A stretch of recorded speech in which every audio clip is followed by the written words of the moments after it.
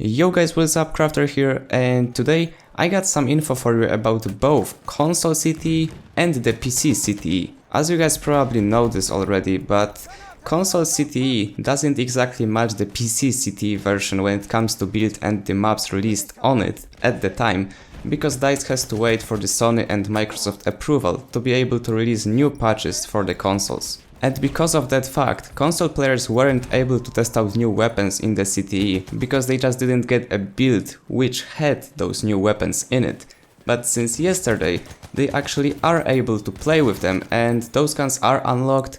You don't have to complete any assignments, so if you have console, you have the CTE access, and you want to test out new weapons, you can do it without any problem. Just log into the Console CTE and enjoy, have fun. If you are on PC, however, don't worry, because DICE provided console users the exact same weapons that we used to have in previous builds and that we have now in the current Albion build. So don't worry, those two additional weapons that we are still waiting for to be implemented into the CTE environment are still not either on console or the PC.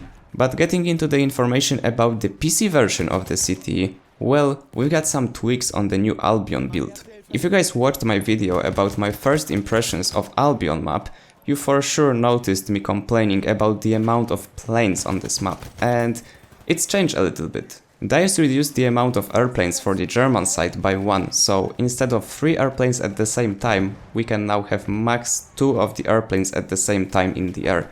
And I like this change very much since, as I mentioned in the previous video about the Albion, there were just too many aircrafts on this map, and those were destroying the infantry gameplay down on the ground. And the second major tweak that was done on this map was removing the G flag.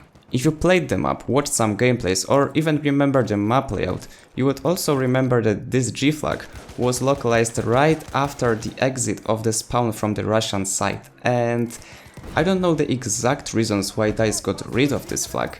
However, from the level designing point of view, I think that the map created too much of a base rape and spawn killing, and if the Russians got pushed back into their spawn, it was just preventing them from the comeback on the battlefield, because even if you killed the enemies sitting on G or trying to get into your base pretty much, they could instantly spawn back and attack you again, which caused a little bit of a chaos over there. But as I said, I don't know why they decided to remove this flag, so it might be just because they wanted to encourage more players to actually go to the middle of the map to fight on the main objectives, not just camp on G and keep sitting there for the whole round. I don't know, maybe it was a case, we don't know, but I like the decision because, as I said, there was tons of chaos situations there if the Russians got pushed back into their spawn and they just weren't able to come back normally. And that's it for this video, guys. Let me know down in the comments how do you feel about those new weapons coming into the CTE on consoles,